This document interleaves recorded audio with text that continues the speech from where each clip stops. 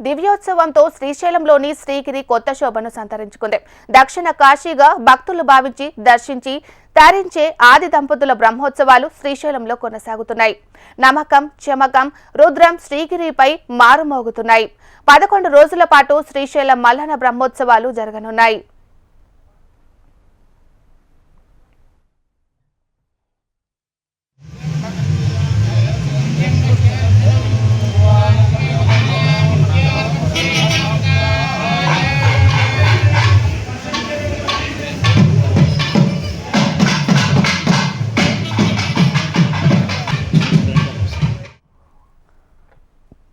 మహాశివరాత్రి నేపథ్యంలో శ్రీశైలం శైవ క్షేత్రంలో 11 రోజుల పాటు బ్రహ్మోత్సవాలు జరగనున్నాయి.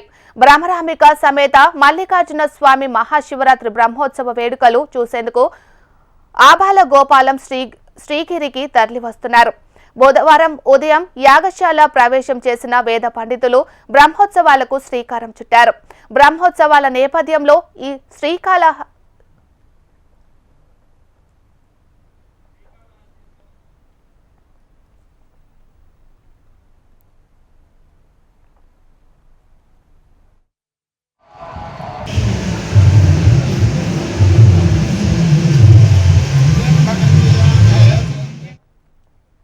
బ్రహ్మోత్సవాల నేపథ్యంలో శ్రీకాళహస్తీశ్వర స్వామి నుంచి మల్లన్నకు పట్టు వస్త్రాలు సమర్పణ కార్యక్రమంలో బేరీ పూజ, బేరీ తాండనం, సకల దేవతలకు ఆహ్వాన చిహ్నంగా ధ్వజారోహణ, ధ్వజపటం ఆవిష్కరణ జరిగాయి.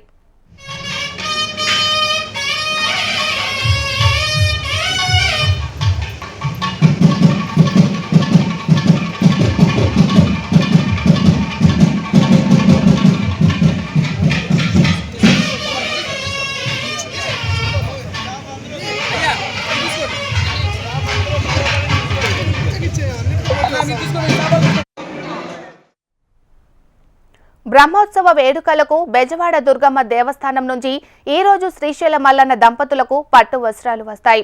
ఇవాళ సాయంత్రం స్వామి అమ్మవారికి హంసవాహన సేవ ఉంటుంది.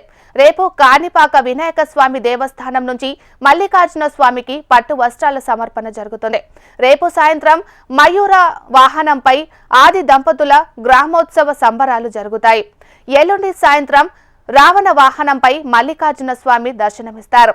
24న స్వామి అమ్మవార్ల పుష్ప పల్లకి సేవ వేడుకలు జరుగుతాయి. 25న గజ వాహనంపై స్వామి అమ్మవారి ఊరేగింపు ఉంటుంది. మహాశివరాత్రి రోజు స్వామి అమ్మవార్లకు ప్రత్యేక పూజలు జరుగుతాయి. సాయంత్రం నంది వాహనంపై ఊరేగింపు, రాత్రి 10 గంటలకు లింగోద్భవ మహాన్యాసపూర్వక ఏకాదశి రుద్రాభిషేకం, పాగాలంకరణ స్వామి అమ్మవారి కళ్యాణ మహోత్సవాలు జరుగుతాయి.